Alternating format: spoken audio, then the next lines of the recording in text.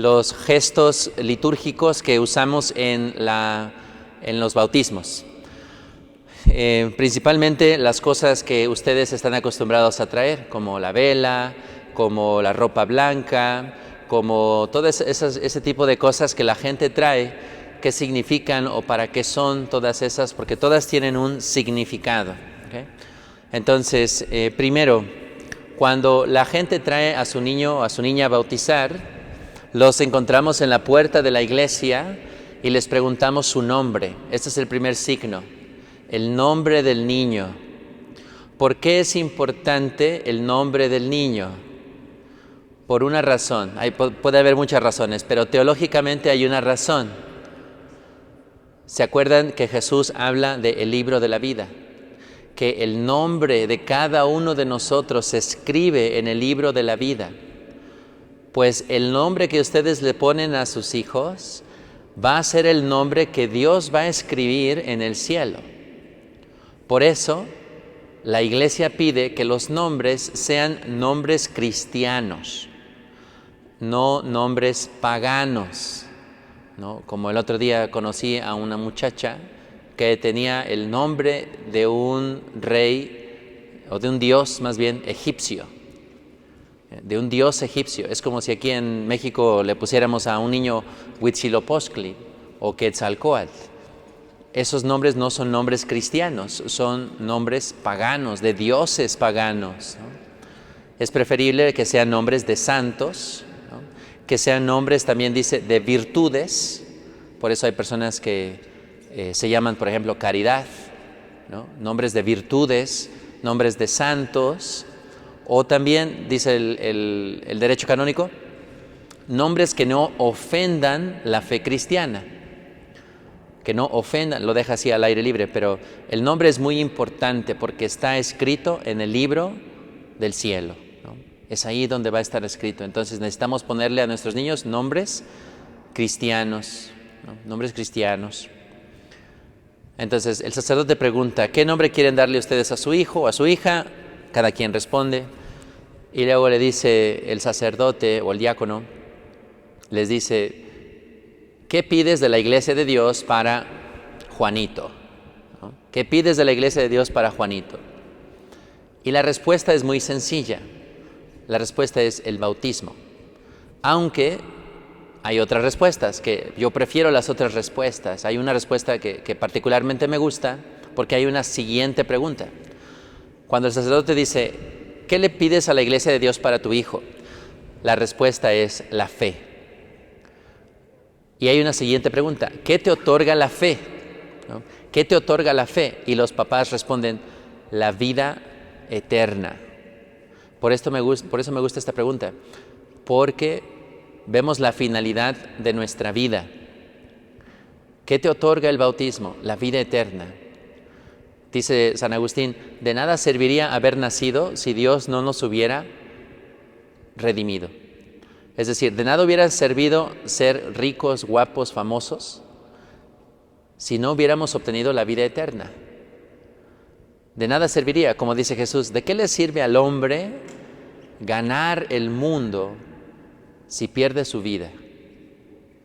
Por eso esta pregunta al principio de nuestra vida humana es muy importante. ¿Qué te otorga la fe?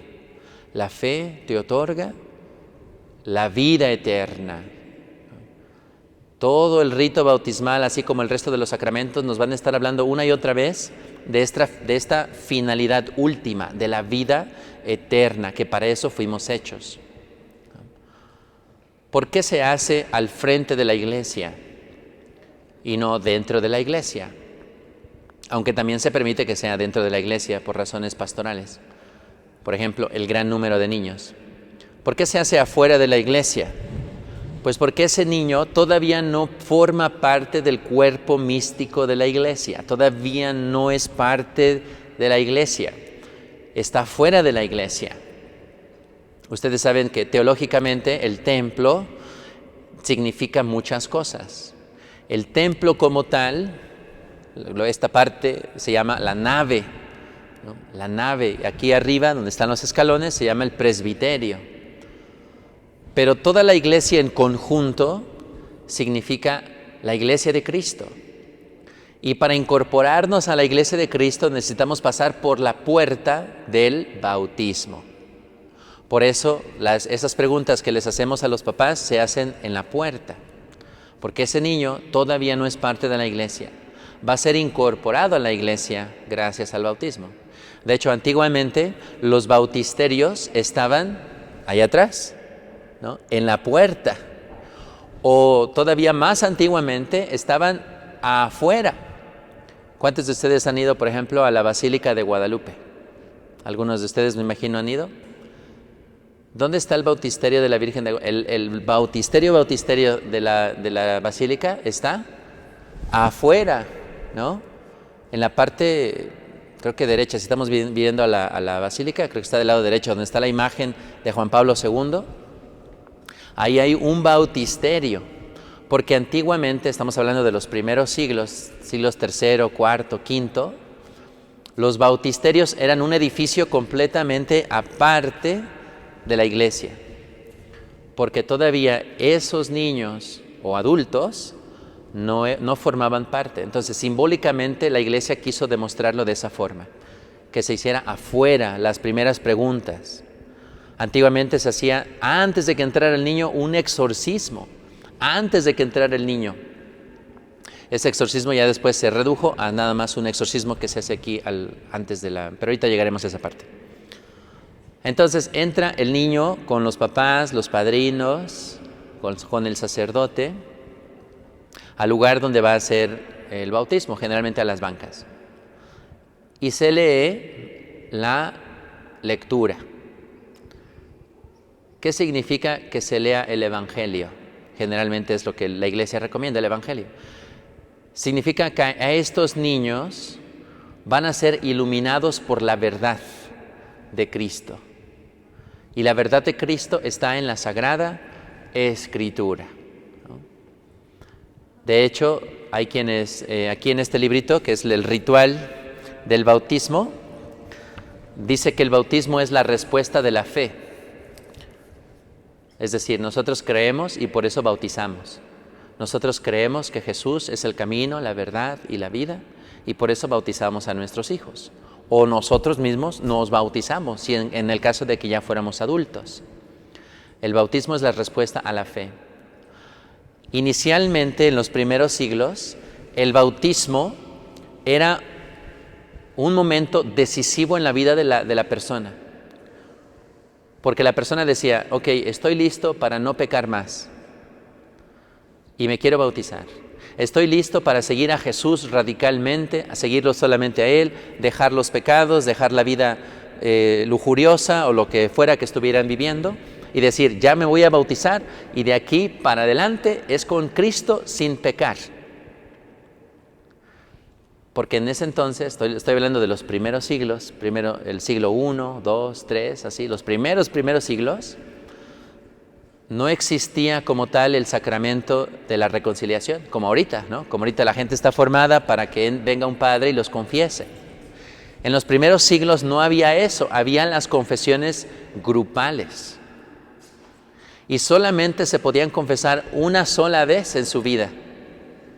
O sea, una vez que se bautizaban decían, ok, esto es en serio. Ya no puedes pecar.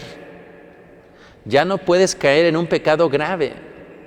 Ya se te pasó tu chance. Porque no había pues confesiones. Ahorita a veces se puede hasta abusar de la confesión por eso, porque pues cometo un pecado y luego me confieso y no pasa nada, ¿no? Pero anteriormente no era así. Tenían un chance, digamos, de equivocarse, de caer en un pecado grave, y de ahí se confesaban públicamente, y si los consideraban dignos, los metían al orden de los penitentes y tenían que hacer penitencia por años para volver a ser reingresados a la iglesia. Y se sentaban de un lado de la iglesia. Bueno, ya me estoy saliendo de otro lado.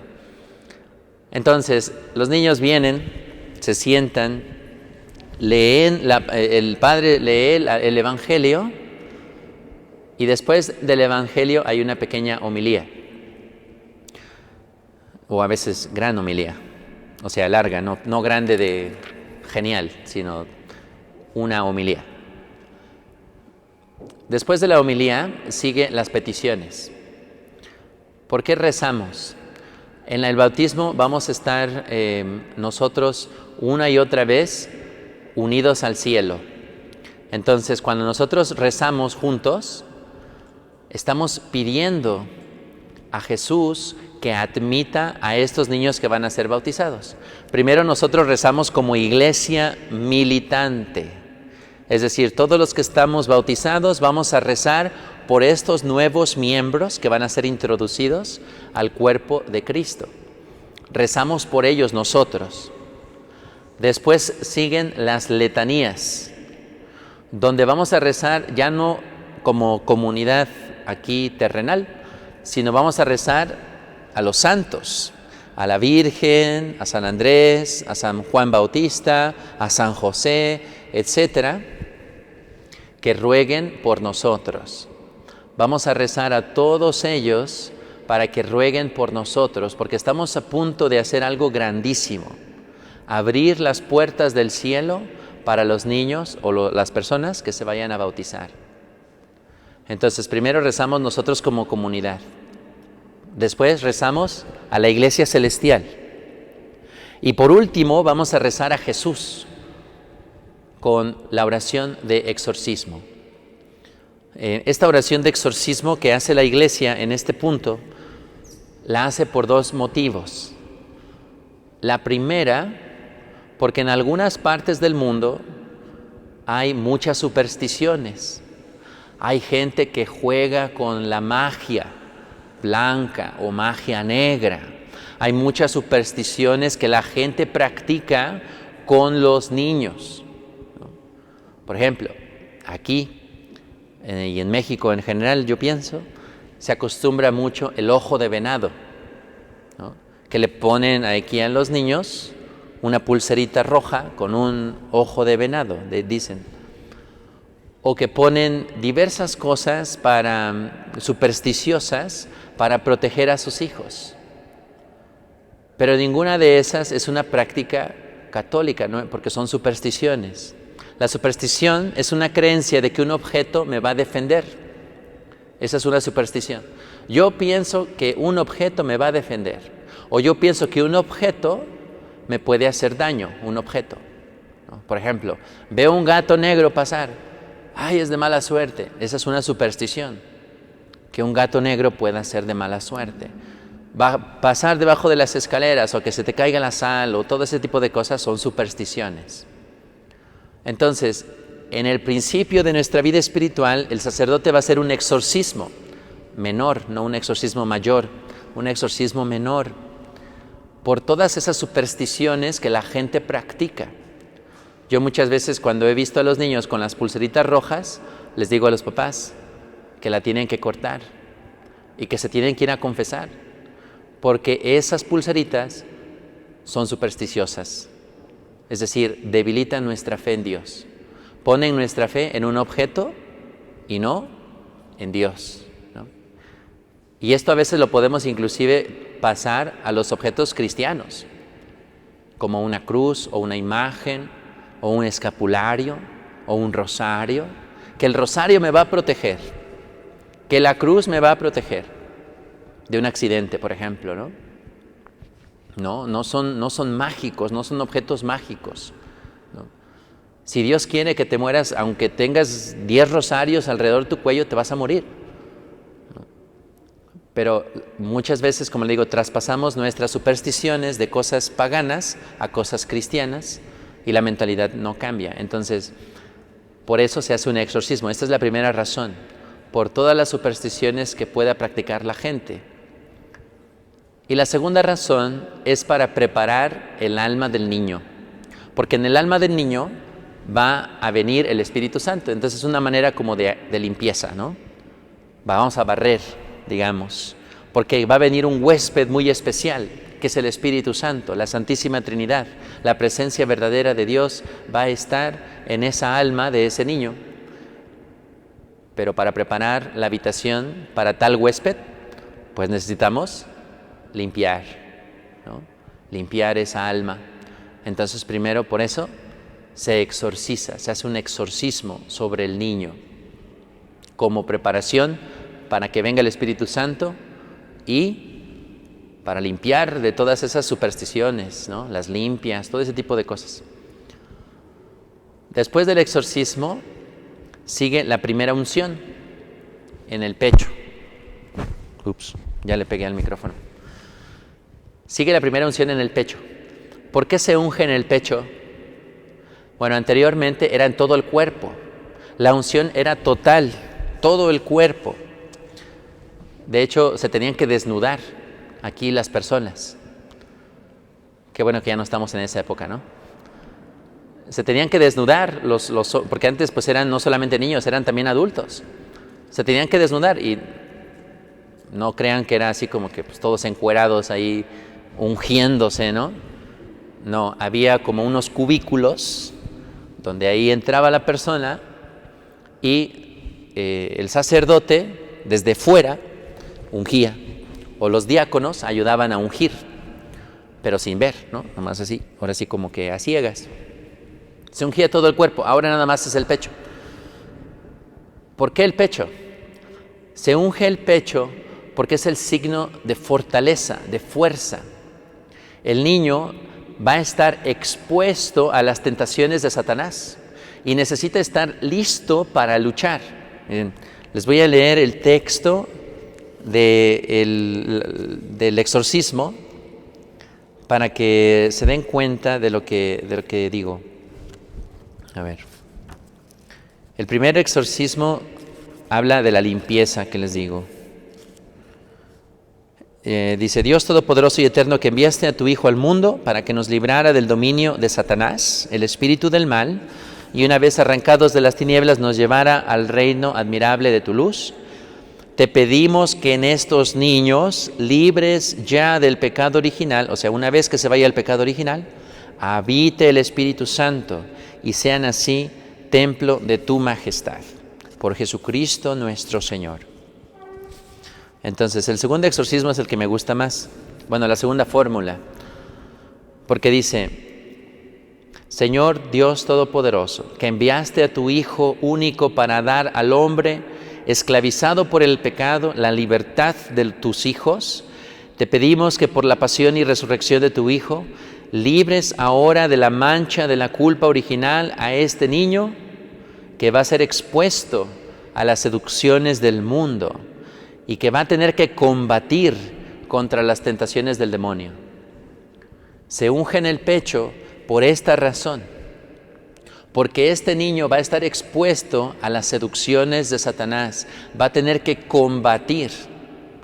Y anteriormente los gladiadores que luchaban eran ungidos con aceite para que fueran más escurridizos en la pelea.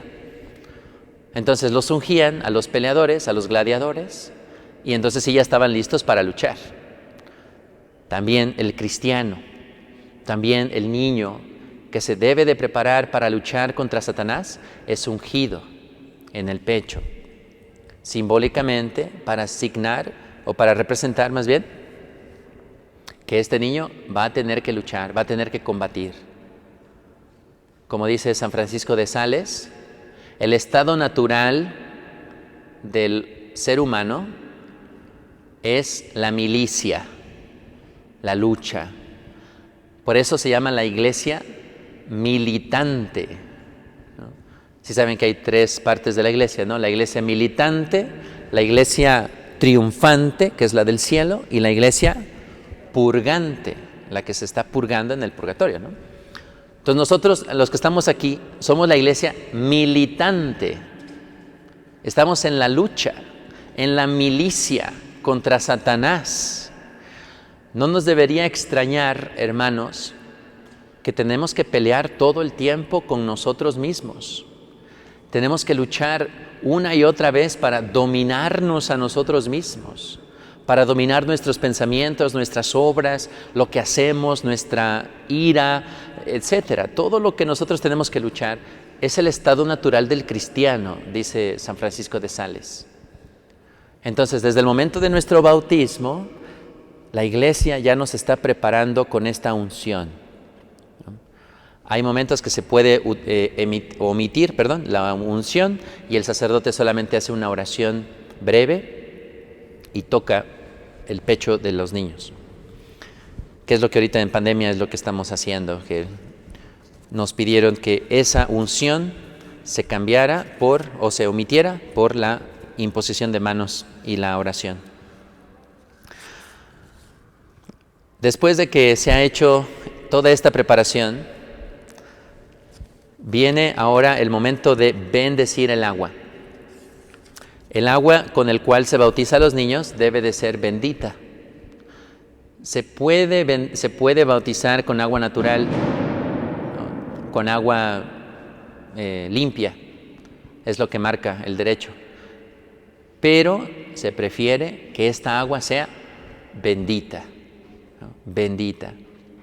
Entonces se bendice el agua que va a ser utilizada para el bautismo de los niños, o si ya está bendecida, pues ya nada más se hace una reminición de que está bendecida, ¿no? Nos acordamos pues de que ya está bendecida.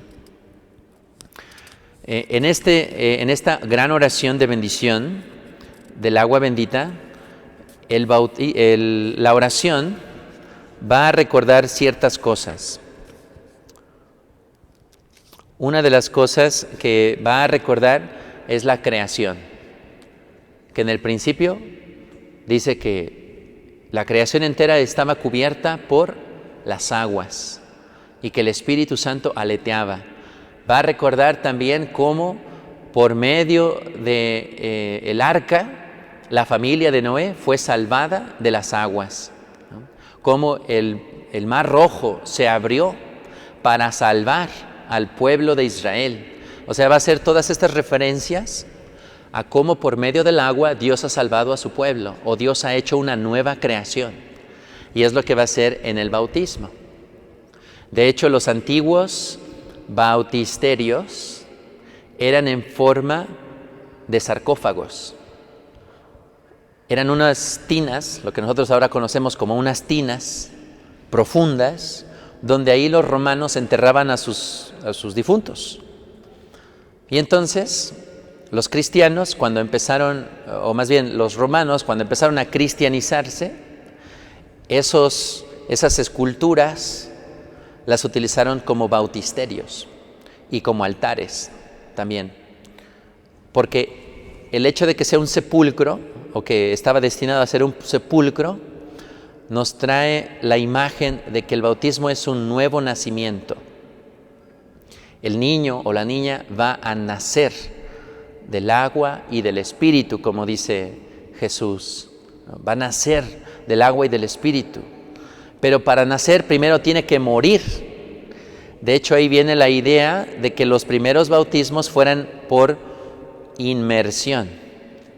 Los bautisterios antiguos eran así como una tina grande y ahí se sumergían a los niños completamente y luego los subían 3 veces en el nombre de la Trinidad.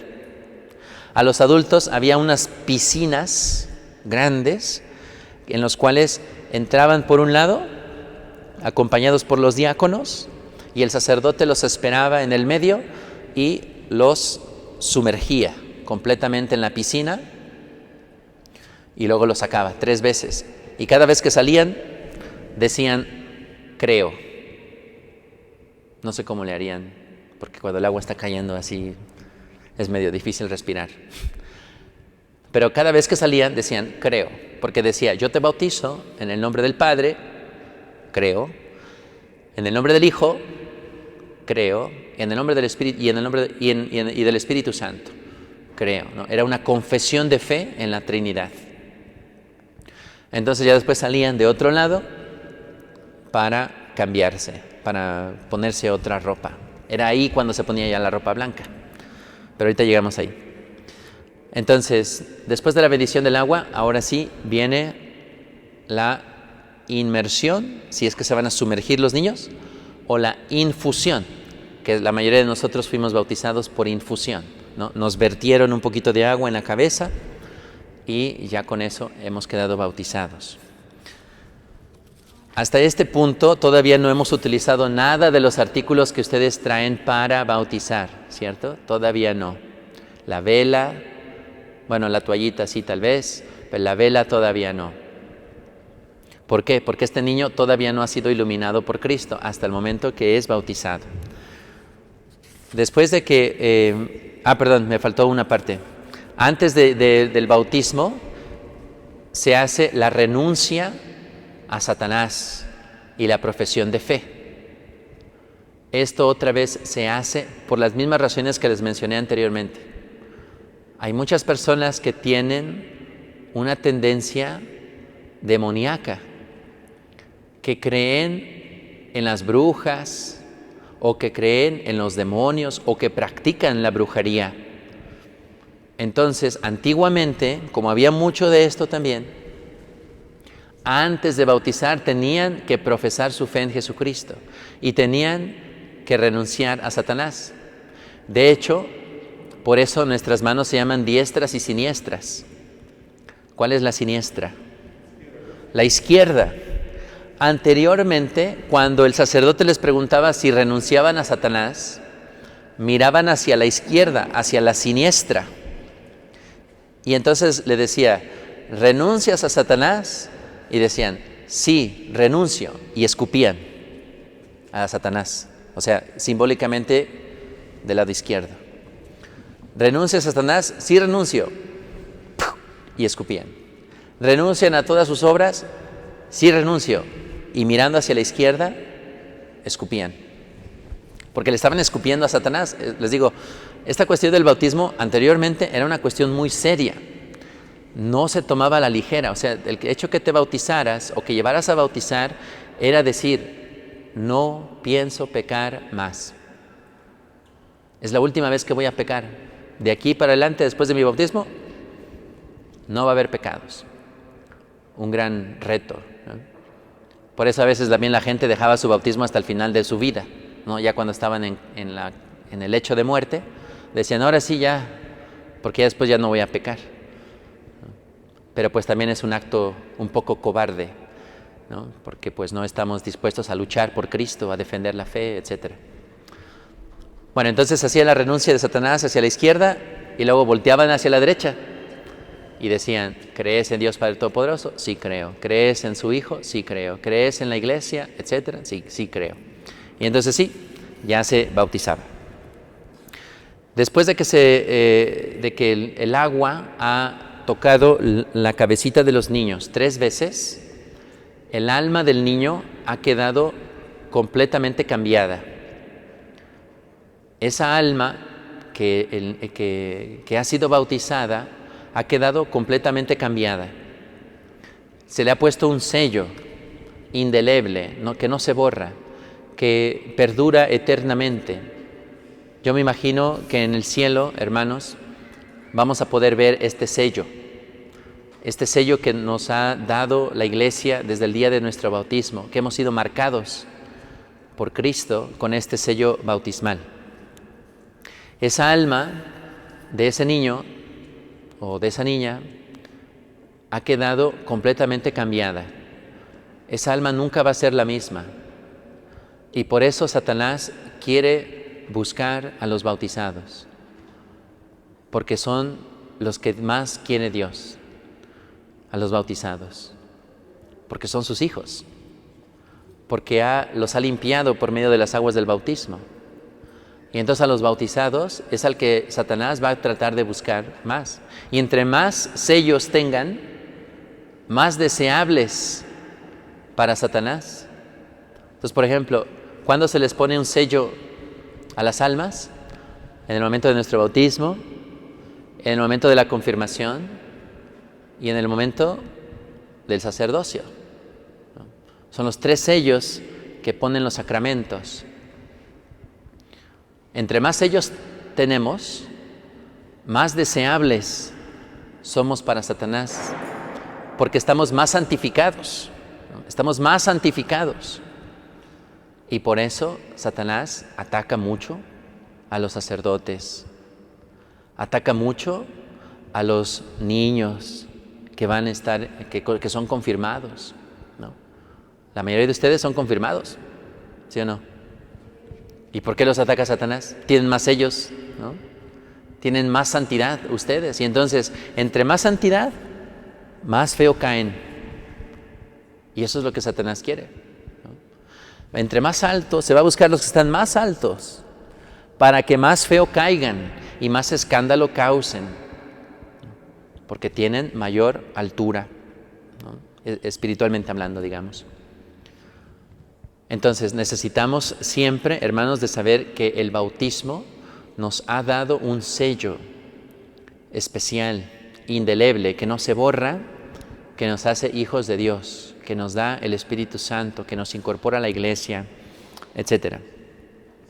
Es por esto mismo que terminando el bautismo se vestían de blanco a las personas, simbolizando su alma, que ha quedado completamente renovada. Ahora ya pues nos ahorramos ese paso, ¿no? Porque muchos ya traen a sus niños vestidos ya de blanco.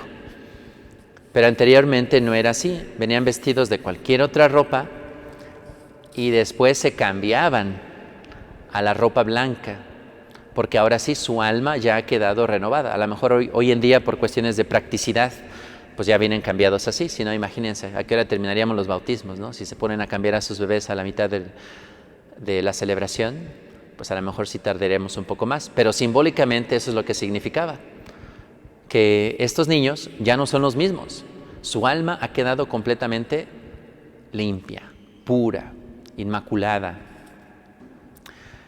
Después que se les, ahorita pues esto se puede modificar poniendo una capa, una cobijita, un gorrito, ¿no? Esto se puede, digamos, modificar ahora de esa manera. Como el Papa, no sé si ustedes han visto cómo bautiza el Papa a los adultos, les pone una capa blanca, grande, y se ven muy elegantes, la verdad, todos con capas blancas, pero es para significar esto. Después está la unción del crisma, esta es la segunda unción. El crisma va a ser puesto sobre la coronilla de la persona, del niño, de la niña. Esto dice este ritual que significa la presencia del Espíritu Santo sobre esa persona. La palabra Cristo significa ungido. Y así nosotros cuando somos bautizados, nos hacemos otro Cristo, otro ungido, ¿no? También hace referencia en la oración a las 3 unciones que recibían los sacerdotes, los profetas y los reyes. Por eso la oración así dice, que este niño, el Señor Todopoderoso, Padre de nuestro Señor Jesucristo, que te ha librado del pecado, te unja con el crisma de la salvación, para que incorporado a su pueblo seas para siempre miembro de Cristo sacerdote, de Cristo profeta y de Cristo rey. Los tres regalos que Dios da en ese momento de ser sacerdotes, profetas y reyes desde el momento de nuestro bautismo. Entonces la vestidura blanca, símbolo de nuestra nueva vida, nuestra nueva dignidad de cristianos. Y luego la velita. La velita se enciende del cirio pascual. Esta velita se les encomienda a los papás y a los padrinos para que escuchen esto, escuchen lo que dice. Reciban la luz de Cristo, cuyo cuidado se les confía a ustedes, papás y padrinos, a fin de que estos niños que han sido iluminados por Cristo caminen siempre como hijos de la luz. ¿Quién tiene que llevar la velita? Los papás y los padrinos. ¿Para qué? Para guiar el camino de los niños. ¿Hacia dónde? Aquí dice, y perseverando en la fe puedan salir al encuentro del Señor con todos los santos. Deben de ir guiando con la luz de Cristo la vida de los niños para que lleguen al encuentro de Cristo y los santos. Es decir, para encaminarlos al cielo. Pero son los papás los que llevan la luz, los que van encaminando a los hijos. No son los que le dicen, mira hijo, toma, aquí está la luz, es por allá, a ver, encuéntrale. No, son los papás los que van guiando a los hijos hacia el cielo. Y esto es muy importante, Porque a veces pensamos que nuestra misión está solamente en sacramentalizar a los hijos.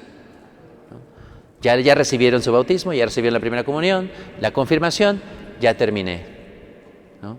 O ya se casaron, ya terminé. No, dice la oración de aquí, para que caminen siempre como hijos de la luz, para que vayan guiando a sus hijos, para que perseverando en la fe puedan salir al encuentro de Jesús y los santos, ¿no? Es un camino de toda la vida, encaminar a sus hijos hacia el cielo, pero ustedes tienen que ir caminando hacia el cielo también con sus hijos. Por eso la Iglesia es muy sabia y pide, ¿no?, que los papás y de mínimo los padrinos lleven una vida coherente con la vida que van a asumir. Por eso no se puede, por ejemplo, que haya padrinos que no sean casados, que estén amancebados. ¿Por qué? Pues porque no están caminando hacia la luz de Cristo, ¿no? Tienen algo que los bloquea. Por eso no se permite, por ejemplo, que haya padrinos así. O como ahorita, ¿no?, la época que estamos viviendo, de que en vez de que sea una pareja de un hombre y una mujer, es una pareja de 2 hombres o de 2 mujeres. Pues tampoco pueden ser padrinos. ¿Por qué? Pues porque no hay ese camino de decir yo te voy a guiar a llevar al cielo, ¿no?, cuando estoy viviendo en una relación pecaminosa, ¿no? Y no es, como digo, no es exclusivo solamente de 2 hombres o 2 mujeres, sino también de las personas, un hombre y una mujer, pero que no están casados, ¿no? Pero después, otro día vamos a hablar, de hecho, de la tarea de los padrinos, cuál es la función de los padrinos y de los papás. Pero ahorita nada más estamos explicando los simbolismos. Después se reza el Padre Nuestro, porque ahora estos niños ya pueden llamar a Dios Padre. Y por eso rezamos ahora sí el Padre Nuestro, porque estos niños ya pueden llamar a Dios Padre. Finalmente, después del Padre Nuestro, se hace una bendición en 3 partes. Se bendice a la mamá, se bendice al papá y luego se bendice a todos los presentes. ¿Qué es lo que pide la Iglesia de Dios para las mamás? Dice que Dios las bendiga, madres de estos niños, que se sienten agradecidas por haberlo recibido. Esta es la labor de las mamás, para que permanezcan siempre con ellos en acción de gracias. La Iglesia bendice a las mamás para que permanezcan con sus hijos siempre en acción de gracias. Luego a los papás, para que juntamente con su esposa sean los primeros de palabra y de obra en dar testimonio de la fe ante sus hijos. Los papás, ¿qué es lo que hacen? Los papás varones, dar testimonio de la fe. Las mamás, dar gracias a Dios. Los papás, dar testimonio de la fe. El testimonio, ¿saben cómo se dice testimonio en griego? Martirio. Los papás son los encargados del sacrificio, ¿no?, del martirio, de morir, ¿no?, por sus hijos, por su esposa, al modelo de Cristo. Cristo que ofreció su vida por su esposa a la Iglesia. Por eso la Iglesia utiliza estas palabras, que los papás varones, juntamente con su esposa, sean los primeros en morir, los primeros que de palabra y de obra den testimonio de la fe ante su Hijo. Y luego de los demás, bendice a los demás diciendo, para que siempre y en todas partes sean miembros vivos de su pueblo y les dé la paz, para que sean miembros vivos de su pueblo. Y al final da la bendición. No sé si en sus kits de bautismo venga la Biblia o el rosario, pero eso realmente no se ocupan en el bautismo. Así que se pueden ahorrar un dinero no comprando kits con Biblia y rosario, porque no se ocupa. Eso se ocupan en la primera comunión, en la confirmación. Pero en el bautismo, no. En el bautismo solamente se ocupa la velita y la ropa blanca, nada más. Porque inclusive la conchita puede ser omitida. Muchos traen una conchita y se vuelven recuerdos. Pero la iglesia no piensa en recuerdos. La iglesia piensa en el simbolismo teológico de eso. Entonces, por ejemplo, la velita, lo que significa la velita, el simbolismo teológico de la ropa blanca, ¿no? En eso piensa la iglesia. Y la conchita, pues bueno, es un recuerdo nada más, ¿no? Pero técnicamente solamente se ocupa la velita y la ropa blanca, nada más.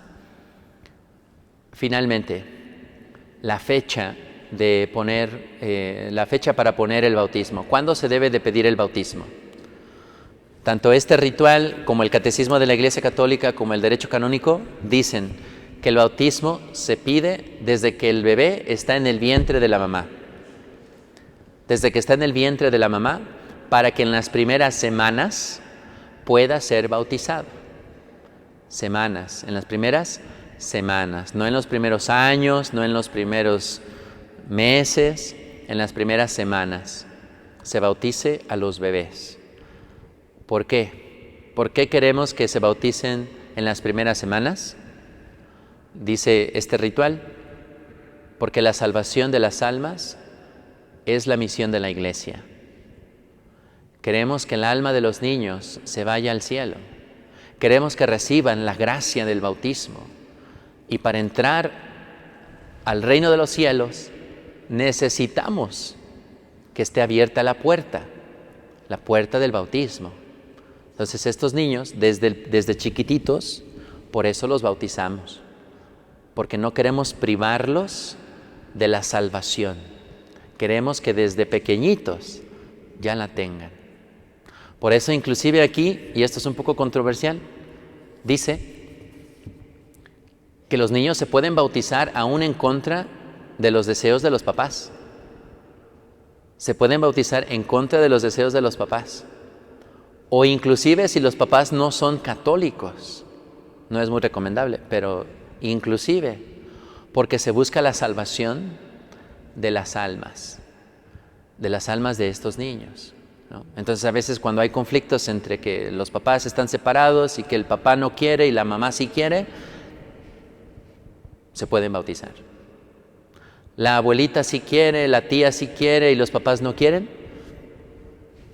se puede bautizar. Porque se prioriza la salvación de los niños, de las almas, ¿no? Es un poquito controversial porque esto ya implica una serie de problemas también, ¿no? En la familia, etc. No vivimos en un mundo ideal, pero esto es lo que enseña la Iglesia, lo prioriza, la salvación de las almas. Muy bien, hermanos. Preguntas.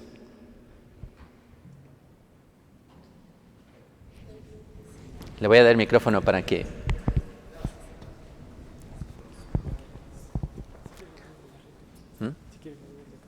También. Buenas tardes.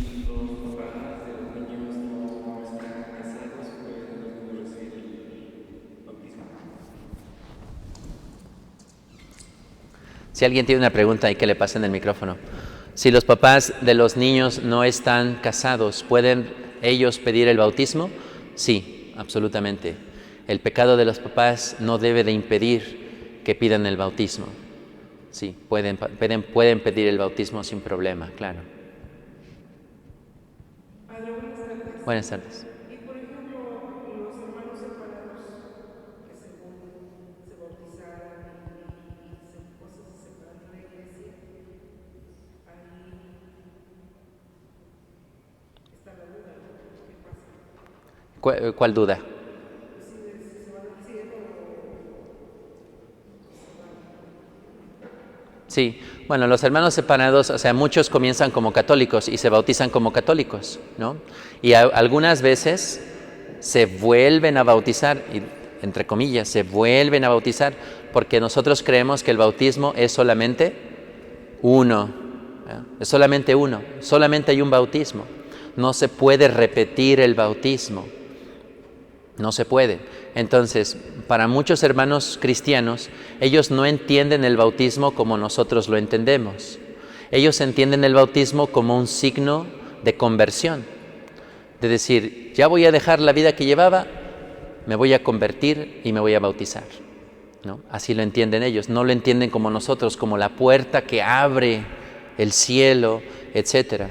No lo entienden de esa forma, lo entienden como un signo de conversión, ¿no? Los que bautizan en el nombre del Padre, del Hijo y del Espíritu Santo están bautizando válidamente. Hay hermanos separados que utilizan la fórmula de la Trinidad. Yo te bautizo en el nombre del Padre, el Hijo y el Espíritu Santo. Si utilizan esa fórmula, son bautizados, están bautizados. Si utilizan cualquier otra fórmula, quien sea, inclusive un sacerdote puede equivocarse y decir, yo te bautizo en el nombre de Jesús, que nos ama y nos quiere, y en el nombre de su Padre, que mandó a su Hijo, y en el nombre del Espíritu Santo, que es la palomita blanca, o cualquier cosa que se le pueda ocurrir al Padre. Ese niño no queda bautizado, y por ende toda su vida espiritual no comienza. Entonces las palabras son muy, muy, muy, muy importantes. Entonces la Iglesia Católica, por ejemplo, reconoce el bautismo de muchos hermanos separados, no de todos, como los testigos de Jehová, por ejemplo. El bautismo de los testigos de Jehová no es un bautismo válido. Entonces si alguien se bautiza ahí, siento decirles que no están bautizados, ¿no? Entonces están poniendo en riesgo pues su entrada al cielo, ¿no? Los que no están bautizados.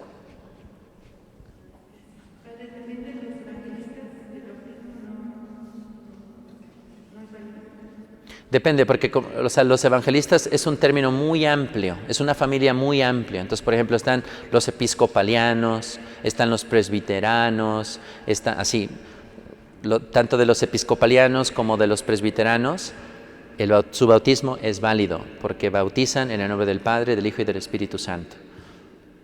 Sí.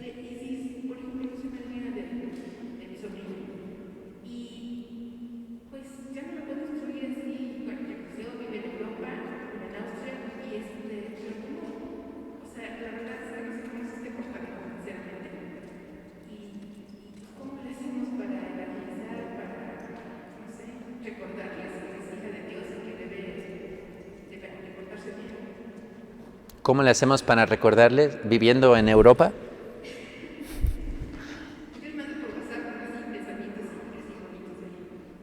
Sí.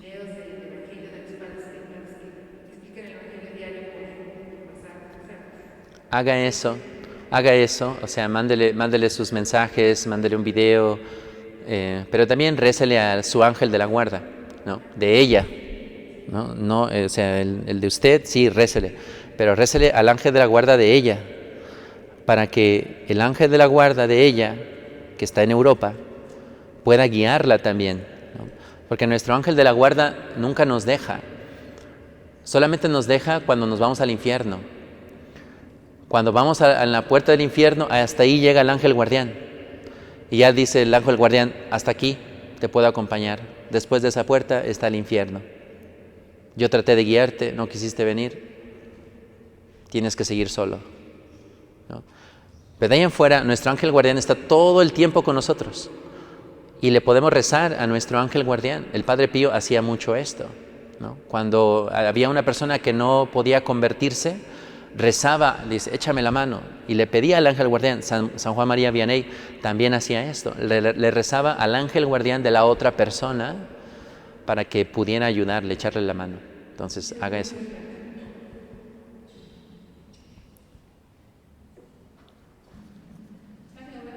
Buenas tardes.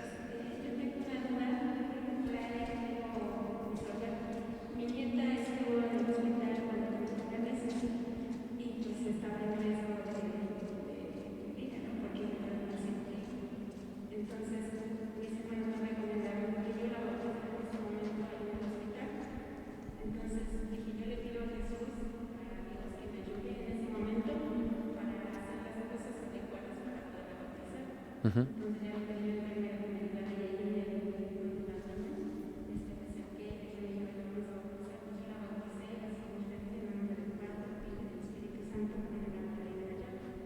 Uh-huh.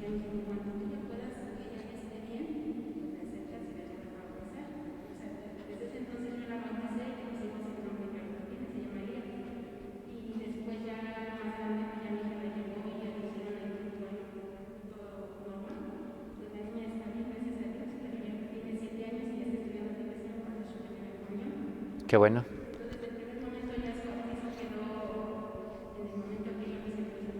Así es. Sí, desde esos bautismos por emergencia, cualquier persona los puede hacer, siempre y cuando lo haga en el nombre de la Trinidad.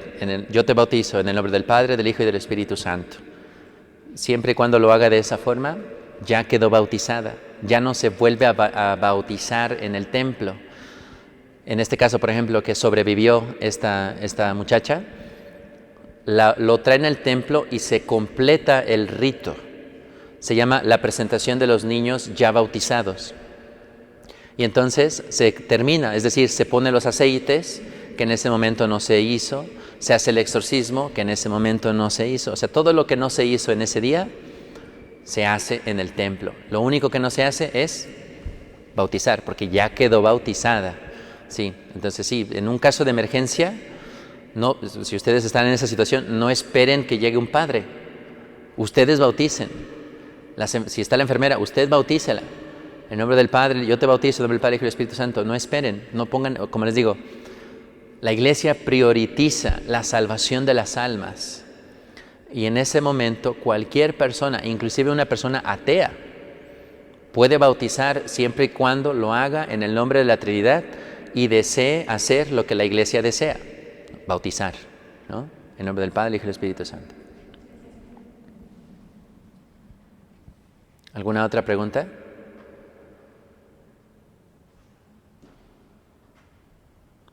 Voy a decir algo controversial. ¿Están listos? Se deben de favorecer los bautismos comunitarios en domingo y no individuales, no privados.